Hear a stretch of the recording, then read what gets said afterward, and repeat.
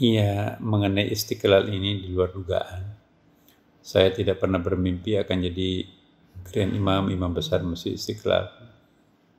Bahkan juga saya diberitahu hari Jumat ya, waktu itu saya mau ke khutbah di Bogor, di tol, muter balik kanan karena mau dilantik. Saya nggak tahu mau dilantik sebagai apa, ya udah. Ternyata imam besar. Saya pikir cuman imam-imam kecil aja. Nah, jadi saya di luar dugaan juga, saya tidak pernah berambisi ya. Bahkan waktu saya sampaikan ke Pak Menteri, apa kok Presiden memilih saya ya. Saya tahu diri, banyak ulama yang lebih dalam pengetahuannya dari saya, lebih senior dari saya, lebih banyak jasanya dari saya. Sementara saya, ana mafi, I am nothing, saya nggak ada apa-apanya. Ya udah, kata Pak Menteri Agama waktu itu, ya atas bawah menghendaki Anda, mohon jangan menolak. Ya udah, ngurus rumah Tuhan kok mau dinolak, takut kuala ya. Jadi dengan segala kekurangan saya minta persyaratan. Tapi izinkan saya meminta kepada kiai-kiai besar ya, ulama-ulama mendampingi saya. Ya oke, itu urusannya Pak Nasar. Maka itu saya membentuk satu lembaga khusus di sini, Majelis Muzakarah, yang dipimpin oleh Pak Profesor Dr. H.M. Quraisy Shihab MA, ditambah dengan mantan-mantan Menteri Agama ya, ada Pak Haji Munawar, kemudian juga ada tokoh-tokoh penting dari Muhammadiyah, sekjennya, kemudian juga tokoh penting dari NU, ulama-ulama dari perguruan tinggi yang tersohor itu. Jadi saya minta Majelis Muzakarah ini sekaligus berfungsi sebagai advisor ya, penasehat untuk kami. Ya, alhamdulillah sudah terbentuk. Tidak lama setelah itu turun SK Presiden, bukan lagi di bawah koordinasi Kementerian Agama soal imam besar ini ya, tapi langsung SK dari Presiden. Jadi ada kepresnya, ada perpresnya.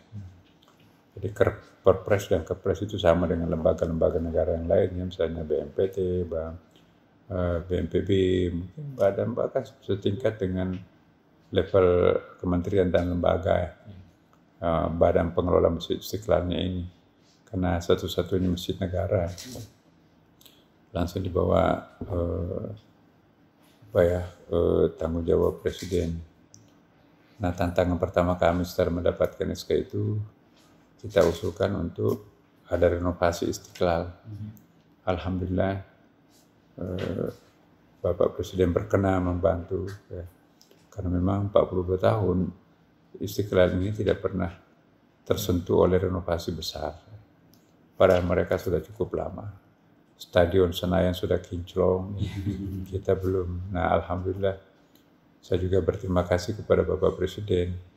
Satu-satunya mungkin proyek atau mungkin hanya segelintir proyek nasional kita yang tidak terpotong oleh dana Covid kemarin adalah Istiqlal. Karena saya minta, Pak, ini karena mumpung pertama dapat, jangan dipotong lah, karena ini targetnya masih banyak. Ya, alhamdulillah habislah sekian ratus M ya untuk renovasi ini. Seperti yang Anda lihat, ini tadinya gudang tapi sekarang menjadi luxury. Tadinya penuh dengan kumuh lah, susah masuk itu bukan karena apa ya, pedagang kaki lima, mobil parkir di mana-mana, motor.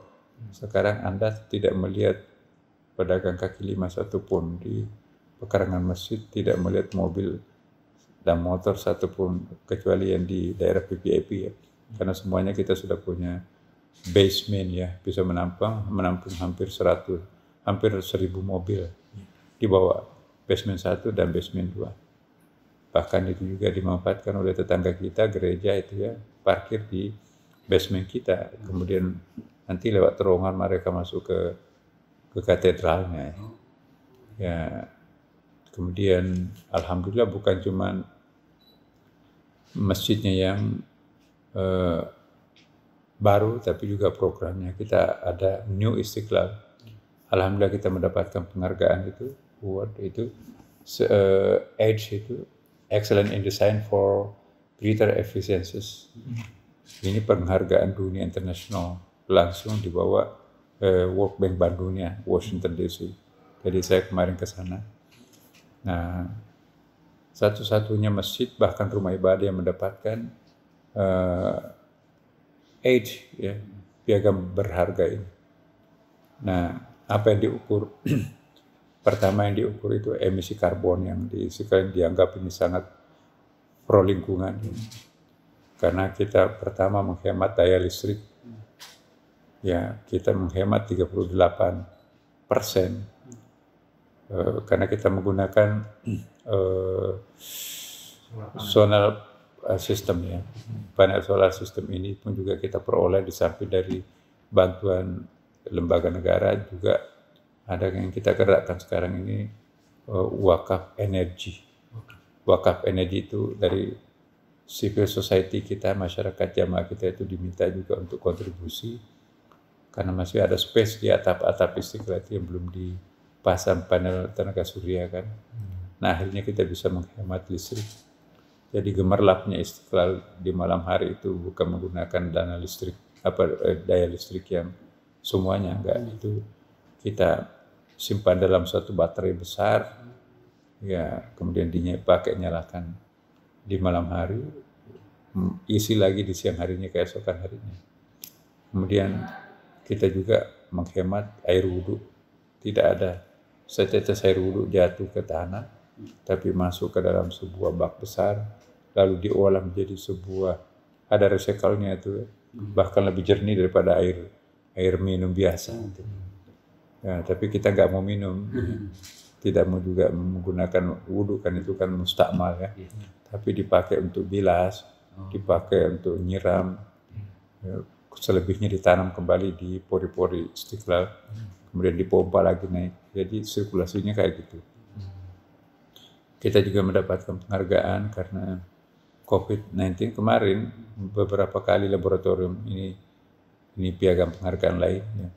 Satu-satunya masjid di Jakarta ini yang tidak terkontaminasi dengan virus corona. Jadi masjid utama, ruang utama itu nggak ada virus corona sama sekali. Kenapa? Rahasianya diteliti juga. Angin selatan bertiup, kita nggak punya jendela kan, nggak punya dinding tuh. Jadi anginnya bertiup dari selatan ke utara. Angin selatan itu penuh pepohonan segar, buang ke utara. Sirkulasinya bagus, tidak ada AC tapi dingin. Kemudian juga emisi karbon diukur, ya. Dan yang paling penting juga kita punya 140 lebih CCTV, ya, biometrik. Jadi kalau ada yang mencuri handphone, melapor, dalam tempo singkat pintu Istiqlal itu akan tertutup dan itu akan dideteksi oleh komputer ada di titik mana handphone itu, karena biometrik. Mau sembunyi di mana pun juga ini ada CCTV di Moen. Kemudian juga Istiqlal mendapatkan penghargaan lain, ya, masjid yang ramah lingkungan, ramah difabel, ya. Kursi roda, liftnya lengkap, ya, ramah tunanetra, ramah tunarungu, ramah semuanya difabel itu. Kemudian juga ramah anak-anak kecil, bayi, ya. Ada tempat menyusui bayi di bawah. Kemudian ramah perempuan itu tidak di belakang tapi di sampingnya, sama-sama bisa mengakses pertama, sama-sama bisa melihat wajahnya penceramah. Di masjid lain belakang sekali perempuan itu, ya. Nah, kemudian masjid ini juga ramah orang tua, ya, ada jalur khusus untuk orang tua. Di Febel itu ada jalur mau mandi, mau toilet, semuanya ada bagian-bagiannya. Kemudian juga ramah terhadap tamu. Jadi tamu turis di sini bisa 3.000-an per hari. Ya. Turis asing sudah terlihat banyak. Iya. Pokoknya kita siapkan pakaian penutup aurat, ya, supaya tidak telanjang pakai celana pendek naik ke masjid. Nah, alhamdulillah mereka ada di antara mereka itu minta kenang-kenangan ya, mau pakai di negerinya, bahwa ya udahlah ambil aja. Nah kemudian juga kita juga memiliki tempat parkir yang semuanya serba payless ya, tidak ada lagi bayar-bayaran di sini. Jadi Anda lihat di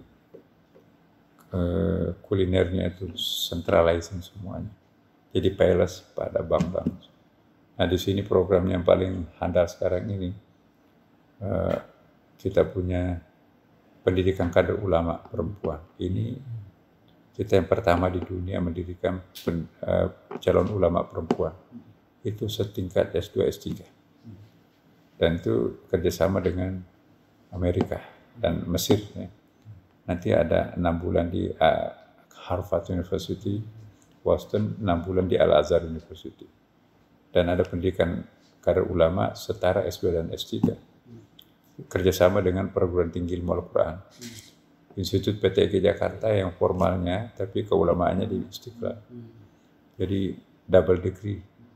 Q-nya ulamanya di Istiqlal, tapi master dan PhD-nya itu di PTIQ. Legalitasnya seperti itu. Kemudian juga kita diminta oleh Presiden membina masjid-masjid BUMN dan masjid pemerintah seluruh Indonesia. Ya. Jadi kita sudah membuat semacam leaflet selama 1 tahun, khutbah selama 1 tahun. Kemudian juga sistemnya, kita di sini ada e-Istiqlal. Jadi kalau punya handphone itu klik aja e-Istiqlal, itu semuanya serba free untuk mengakses. Misalnya arah kiblat, mencari buku, ya fungsinya mirip Google lah.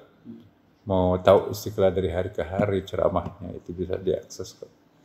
Nah kemudian di samping itu juga kita bekerja sama dengan luar negeri, karena Istiqlal ini diminta imam besarnya itu sebagai ketua asosiasi imam besar internasional. Nah juga perhimpunan masjid-masjid ibu kota negara juga diminta Istiqlal sebagai leadersnya. Jadi Istiqlal itu sudah go internasional. Baru-baru kami ke Amerika, juga di Eropa ya, karena kita diminta untuk melakukan pembinaan terhadap imam-imam masjid yang ada di luar sana, atau paling diskusi bersama mereka untuk menciptakan wawasan Islam yang moderat. Nah, di samping itu juga Istiqlal ini kita memprogramkan menjadi MetaMosque. MetaMosque itu nanti kita akan menggunakan teknologi metaverse ya. Metaverse itu nanti akan sangat mempermudah orang belajar Islam, misalnya manasik haji, seminar. Jadi kita bisa seperti jabat tangan, ya narasumbernya di Amerika atau di Mesir, seperti ada di depan kita, ya bisa dialog padahal dunia maya. Ya. Pokoknya sangat canggih deh. Perpustakaan di Mesir ya bisa kita lihat, bisa kita buka bukunya seperti buka buku sendiri di sini, hanya melalui teknologi metaverse ya.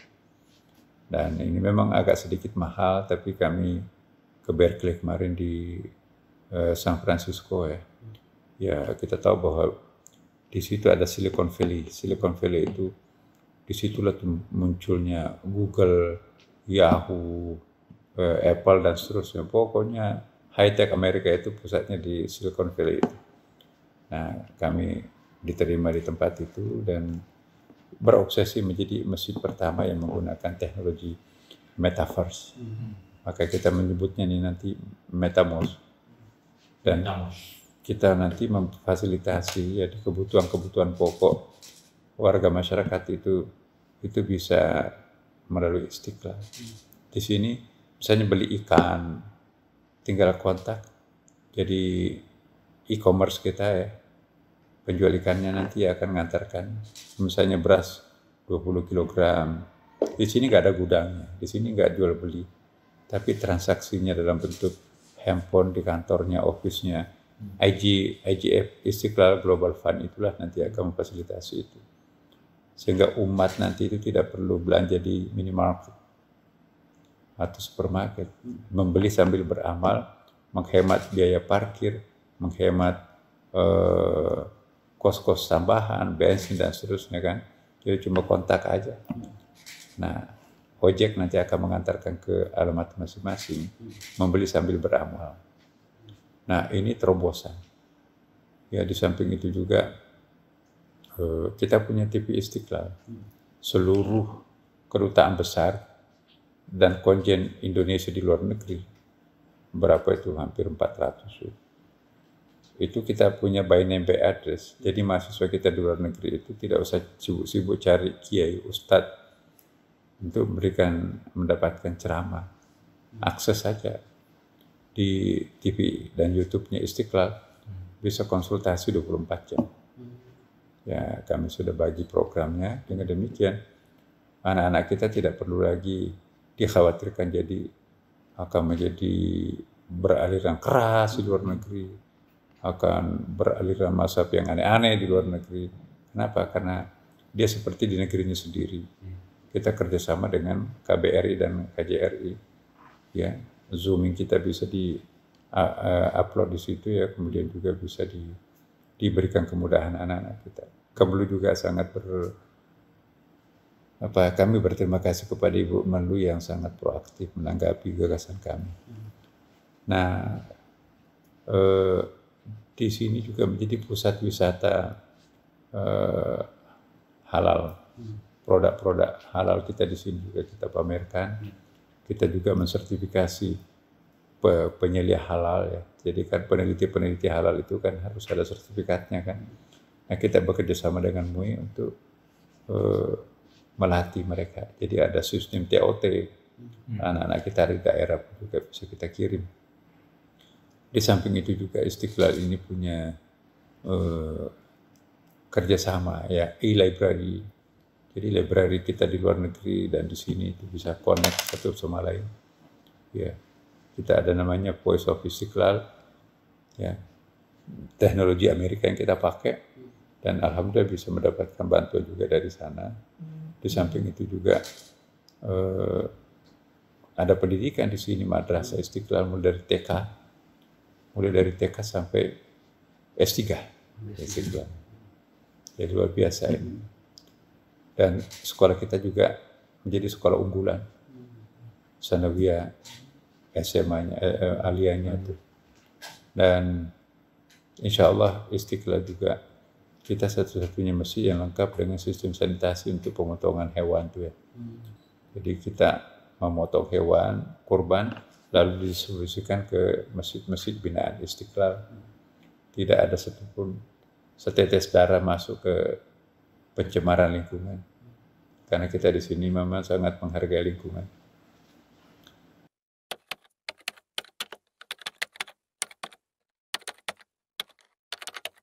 Nah, saya pribadi juga, ya kenapa saya membahas masalah gender, ya saya memang ada kegelisahan semenjak saya di pondok pesantren.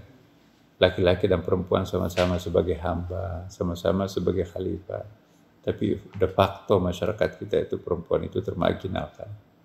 Ibu saya perempuan, iya kan, adik saya juga perempuan. Anak saya juga perempuan ada. Nah, kalau kita mendiskreditkan perempuan berarti mendiskreditkan ibu kandung, saudara kandung, dan yang lain kan. Nah, karena itu saya ingin meneliti apa yang menyebabkan ada bias gender dalam praktek keagamaan kita. Dan saya mencoba membandingkan agama-agama lain kok kenapa mirip ya. Ternyata kami temukan sesuatu yang luar biasa, dan inilah yang membuat disertasi saya itu setelah kami terbitkan mendapatkan award, international award itu di Rockefeller Foundation. Itu penghargaan yang bergensi ya. Kami dapat kesempatan untuk 3 bulan di Bellagio Study Center, punya Bellagio. Bellagio itu Bellagio Study Center itu semacam pulau di tengah danau yang sangat cantik di Roma, Roma, Italia. Nah, disitulah kami dapat award itu 7 orang pada tahun itu ya. 4 orang Israel, 2 India, yang lainnya Amerika. Saya sendiri dari Asia Tenggara. Nah, inilah saya temukan bahwa ternyata bias gender dalam praktik keagamaan kita itu bukan disebabkan oleh teks keagamaan bukan karena Quran, bukan karena hadis, tapi interpretasi orang terhadap Al-Quran itu menggunakan budaya lokalnya yang androcentris, yang paternalistik itu. Jadi tradisi androcentris yang sangat laki-laki, male dominated society itu yang digunakan memahami Quran. Jadi alam bawah sadarnya mereka sebagai laki-laki yang digunakan memahami Al-Quran. Nah kan jarang sekali kita temukan ulama perempuan kan. Maka itu di Istiqlal ini ada pendidikan kader ulama perempuan. Kurikulumnya dirancang sedemikian rupa. Ya, alumni kita nanti ini juga bisa menjadi pengurus majelis ulama. Jadi MUI itu tidak mesti harus diketuai oleh laki-laki. Boleh jadi perempuan juga boleh. Gak ada larangannya kan. Yang penting kapasitasnya. Nah, kita menciptakan masjid ini untuk milenium, ya kalau sekarang kan 4.0 ya, kita mencoba untuk mengantisipasi ke depan ini. Bagaimana Istiqlal itu meloncati zamannya. Ya, orang lain belum berpikir macam-macam, kita sudah menerapkan sistem metaverse, sudah menciptakan apa yang disebut dengan eco-mosque gitu kan. Jadi eco-mosque itu greenhouse, kita juga metamosque gitu ya. Metaverse itu kita gunakan. Dan di sini anak-anak yang menjadi pengurus itu bukan orang sembarangan, karena PhD dari Amerika, dari Eropa, dari Mesir itu kita hire di sini. Ya, dan itu umurnya itu under 40. Jadi luar biasa produktifnya. Dulu kan pengurus masjid di mana-mana itu ya pensiunan di instansi. Jadi pengurusnya mau diurus. Nah sekarang ini anak-anak kita beri kesempatan berinovasi. Nah mereka punya jaringan yang sangat kuat ya. Begadang sampai tengah malam, bahkan sampai begadang itu. Tapi produktivitas bisa kita dalam tempo singkat kan. Kembali lagi gender ini.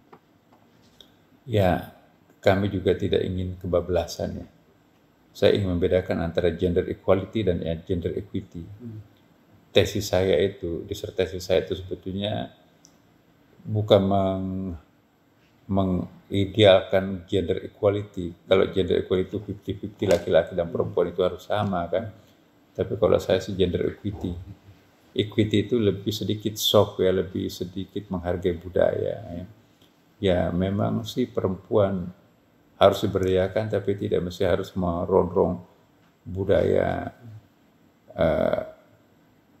keagamaan dan lingkungan kita kan. Karena kalau 50-50 itu kan justru yang rugi nanti perempuan kan. Artinya laki-laki dan perempuan mau disamakan, gimana mungkin bisa sama?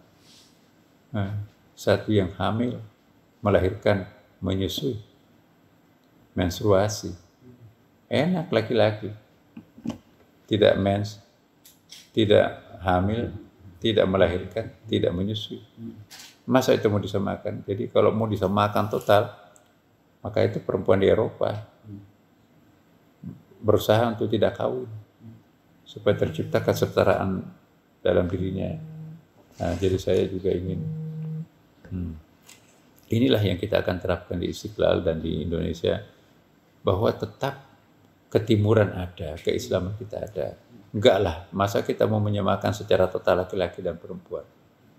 Ya, perempuan itu kan hamil, kita enggak hamil laki-laki. Jadi ada hak-hak cuti menstruasinya, ada cuti melahirkan, ada cuti menyusui. Ya, kalau di tempat lain, masyarakat industri, siapa suruh hamil? Siapa suruh menstruasi? Siapa suruh melahirkan? Akhirnya disalahkan lagi perempuan di situ kan. Nah kita nggak bisa seperti itu. Pokoknya perempuan itu ada haknya. Kalau nggak ada perempuan, pasti nggak ada laki-laki. Kita kan semuanya berasal dari tengah-tengahnya perempuan. Nah jadi harus diberikan proporsional. Apa yang layak menjadi haknya perempuan diambil. Apa yang layak bagi laki-laki ya proporsional. Nah, cuma yang kita protes, yang kita tidak senang itu atas nama agama dilakukan penindasan terhadap perempuan. Tidak boleh menghalangi perempuan jadi pemimpin atas nama agama. Itu kami lakukan temuan itu, bahwa tidak pernah Al-Quran melarang perempuan menjadi pemimpin. Bahkan dicontohkan Ratu Balqis, 3 surah panjang itu ya. seorang sosok perempuan yang mendapatkan predikat laha arsyun adim, pemimpin superpower. Ya, dialah yang melahirkan Baldatun Thayyibah Rabbun Ghafur. Itu motonya negara Islam yang belum kecapaian sekarang. Baldatun Thayyibah, negeri yang paling indah penuh pengampunan Tuhan. Itu terjadi pada masa di mana dunia ini dipimpin oleh perempuan, Ratu Balkis. Jadi untuk apa Tuhan mendemonstrasikan ayat-ayat yang begitu panjang tentang Ratu Balkis kalau tidak untuk memberikan satu bukti perempuan boleh menjadi pemimpin dalam Al-Quran.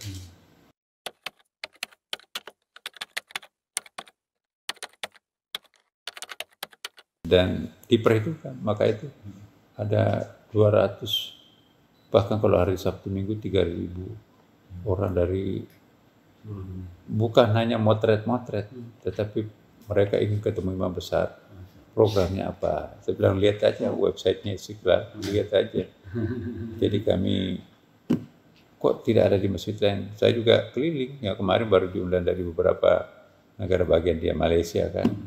Mereka ingin menerapkan apa yang kita lakukan di Istiqlal. Jadi Istiqlal itu menjadi suatu trendsetter masjid modern yang kita miliki. Walaupun saya merasa ini masih banyak yang belum sempurna di Istiqlal, masih banyak hal yang kita lengkapi, tapi justru masyarakat kita menganggap luar biasa. Bagi saya sih belum. Masih banyak hal yang perlu kita lakukan di Istiqlal. Tapi begini aja sudah lumayan.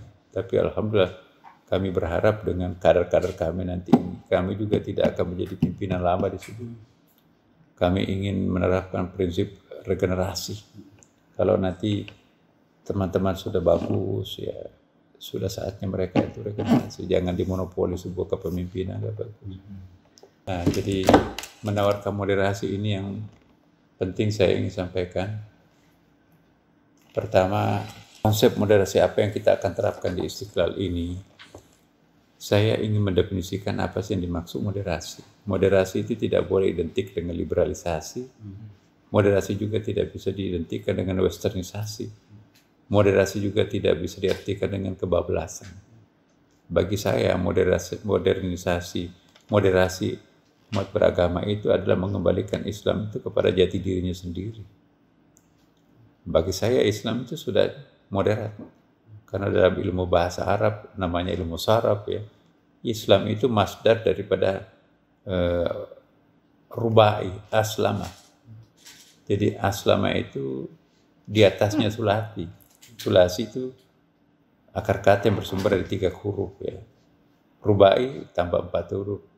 Khumasi 5 huruf. Sudasi 6 huruf. Nah, pemberian nama Islam oleh Al-Quran itu sudah moderat karena di tengah-tengah. Jadi bukan 3, bukan 6. Inna dina indallah al-Islam. Islam yang dianggap di dalam Al-Quran itu adalah Islam, bukan assalam. Assalam itu sulati, standarnya minim. Bukan juga istislam, itu perfect. Kita bukan malaikat yang tanpa kelemahan. Hanya malaikat yang bisa menciptakan istislam. Tapi kita juga tidak ingin jadi liberal, hanya salam. Jadi in between antara salam dengan istislam adalah Islam. Jadi garis tengah itu sudah sesuai dengan namanya itu sendiri. Dari situlah kami bertolak bahwa moderasi Islam itu adalah kembalikan kepada Islam itu pada masa Nabi rahmatan lil alamin, rahmat bagi seluruh alam semesta, toleran. Ya, Masjid Nabi itu luar biasa. Itu yang kami contoh sebetulnya di Istiqlal. Masjid Nabi itu bukan diberdayakan oleh umat, tapi memberdayakan umat. Nah, jadi ciri-ciri masyarakat modern bukan diberdayakan oleh umat, tapi masjid yang memberdayakan umat. Ya kan?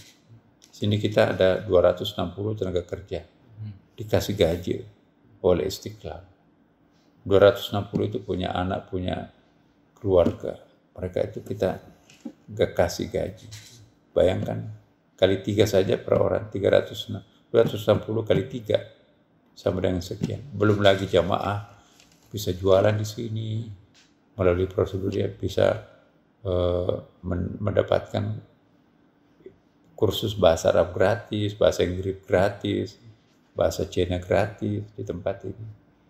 Jadi siapapun yang mau belajar bahasa asing nanti memang belum sepenuhnya berhasil ya, karena kita masih dalam mencari ruangan ini, karena belum sempurna renovasinya kan. Tahun depan nanti renovasinya sudah ada kelas-kelasnya. Kita nanti akan membuka kursus bahasa Inggris gratis. Tidak usah bayar di tempat lain, di sini free. Bahasa Arab gratis. Siapa yang ngajarkan? Itulah bina-bina kita di sini. Mereka belajar mengajar, sementara orang lain itu belajar bahasa Inggris, bahasa Arab, bahasa Cina itu.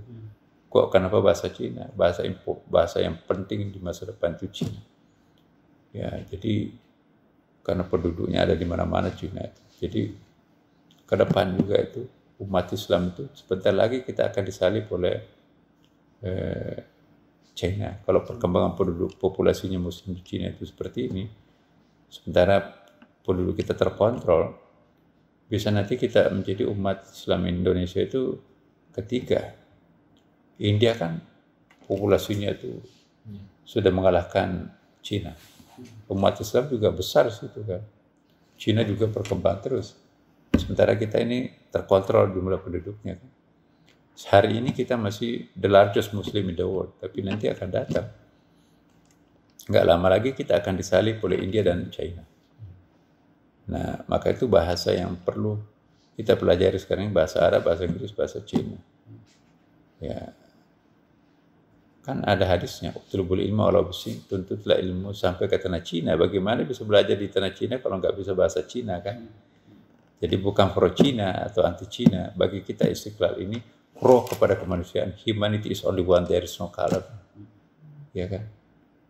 Nah, maka itu kami menganggap Istiqlal ini rumah bersama untuk semua umat beragama, rumah kemanusiaan. Tentu bukan space di atas, ada space atasnya itu masjid inti ya, tapi di bawah ini kan perkantoran, meeting. Tadi kita ada rapat interfaith, bagaimana menggunakan bahasa agama untuk membebaskan kemiskinan masyarakat. Jadi kita gabung-gabung dengan agama-agama lain. Ayo kita gunakan bahasa agama kita masing-masing, memberdayakan umat warga bangsa ini.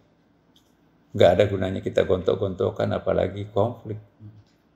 Bahasa kita sama sekarang, bagaimana memperkuat bangsa Indonesia menjadi suatu bangsa yang kompetitifnya, kemudian juga bangsa yang solid, bangsa yang makmur. Itu. Tapi kalau kita gontok-gontokan, berkonflik satu sama lain, nanti kita belajar dari negara-negara yang gagal. Negara yang gagal itu karena tidak berhasil menyelesaikan persoalan internal. Nah ini, semoga Istiqlal bisa menjadi contoh, bukan saja di Masjid Indonesia, tapi juga contoh internasional. Ini amal jariahnya kita semua. Anda juga punya jasa di sini sebagai media, mensyiarkan, itu juga berarti kontribusinya Adinda juga sangat besar.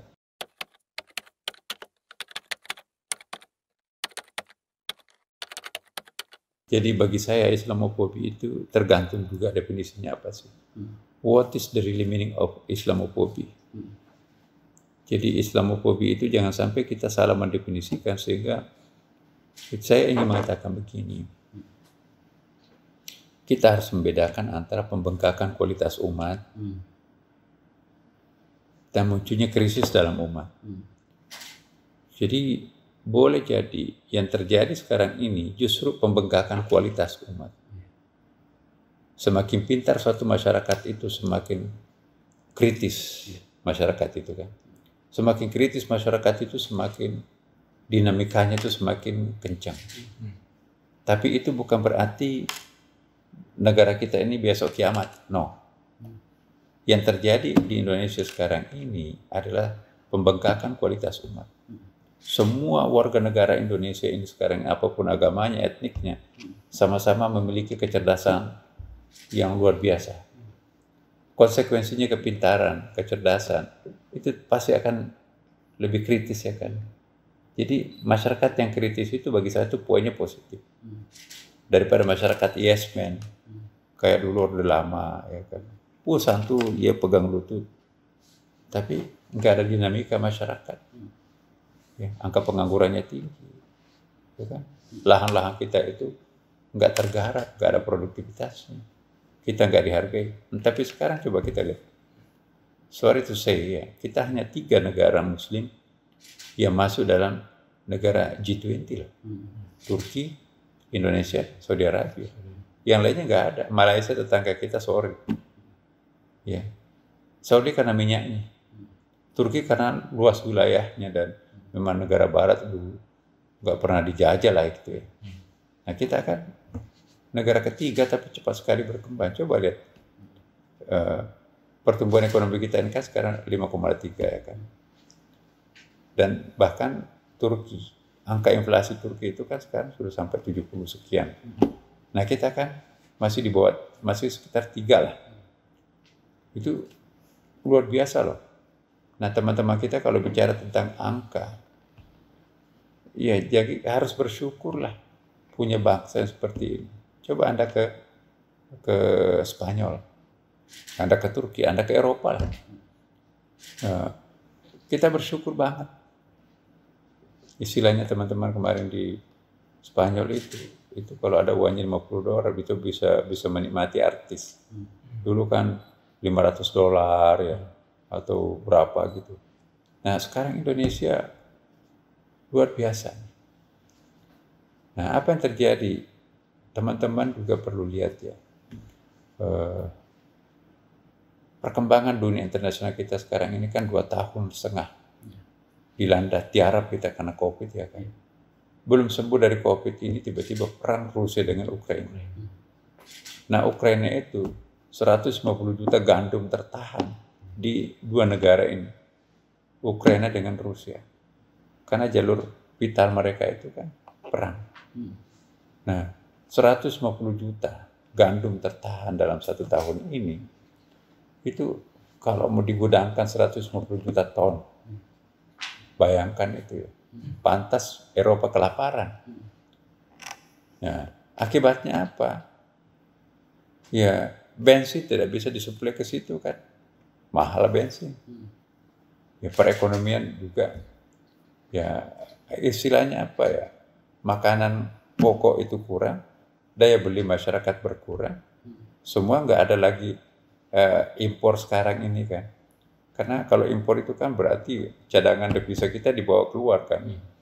Nah Indonesia satu-satunya negara yang mampu memberikan subsidi yang luar biasa terhadap minyak kan. Coba bayangkan 500 triliun dipakai mensubsidi bahan bakar. Nah, kalau di negara lain, nah coba kita harga bensin sekarang 7.000 ya. Nah 3 kali lipat harganya di luar negeri kan. Nah, kenapa di luar negeri mahal? Nggak ada subsidinya. Nah kita subsidinya coba 32.000, kita hanya bayar 7.000 sekian. Yang lainnya kan disubsidi oleh negara kan. Berani dulu pemerintah kita mensubsidi minyak. Karena kalau dinaikkan harga minyak, ojek nggak bisa jalan. Ya transportasi untuk angkut sayur ke kota nggak bisa. Otomatis kan akan terjadi krisis. Nah jadi masyarakat Indonesia itu harus mengakui bahwa Indonesia itu hebat. Pemimpin Indonesia, saya nggak memuji Pak Jokowi, Sri Mulyani, dan para pemikir ekonomi kita itu dahsyat itu. Maka itu kan Menteri Keuangan yang terbaik di dunia sekarang kan Bu Sri Mulyani. Kemampuan beliau itu untuk memanage Bank Indonesia Pak Peri itu luar biasa. Orang-orang Indonesia ini sekarang jadi apa ya? Jadi buah bibir tuh. Cerdas banget. Nah buktinya kita gak terasa krisisnya kan. Di tempat lain, di negara lain. Saya baru pulang dari Amerika. Teman-teman itu kan biasanya tuh enak-enak aja makan di luar. Sekarang masak sendiri di rumah. Kenapa? Penghematan. Gajinya mulai berkurang. Dan inflasi. Coba, inflasi di Turki 70, kita 3. Tetangga kita, apalagi Myanmar itu kan sudah berapa itu? 20-an kan. Nah, Malaysia, Singapura, kita yang paling stabil. Nah, mudah-mudahan nanti perang Rusia, Ukraina selesai, gandum bisa terdistribusi, minyak bisa terdistribusi, harga akan stabil. Nah, kita akan baik. Pertumbuhan ekonomi kita kan sekarang masih di atas 5 loh. Yang lain itu minus. Nah, saya ingin mengajak warga bangsa, memang kita sih punya kelemahan. Banyak Tapi juga satu sisi harus bersyukur dong. Ya, negara kita bisa stabil seperti ini, itu tidak lepas daripada adanya orang cerdas yang kita miliki, adanya rakyat yang sabar yang kita miliki kan. Jadi bukan hanya pintar pimpinannya, masyarakatnya juga sabar. Kalau masyarakatnya nggak sabaran, itu juga pemimpinnya juga gagal tuh. Jadi semua jangan hanya kagum terhadap pemimpinnya, kagumi juga rakyatnya. Mau bersabar, mau mendengarkan, ayo kita tutup, pakai masker, semuanya kita harus pakai. Ya tunduk. Kalau di sana itu nakal-nakal tuh disuruh pakai masker nggak mau. Kita ulama menganjurkan sama, pemerintah menganjurkan sama, tokoh masyarakat sama. Jadi kita mendengarkan elit kita. Nah di luar negeri itu elitnya nggak didengar. Nah itu juga harus memberi pengakuan kepada rakyat. Suksesnya pemimpin kita itu karena rakyatnya santun. Coba kalau rakyatnya nggak mau santun, nggak mau taat, gagal kan. Jadi jangan nepuk dada sebagai pemimpin yang sukses. Anda sukses karena rakyatnya santun. Jadi rakyat juga harus berterima kasih karena Anda punya pemimpin yang hebat. Banyak rakyat yang santun tapi ekonominya morat-marit. Jadi dua-duanya harus diberi apresiasi. Anda juga, langit 7 ini, langit kan semuanya orang ke langit itu.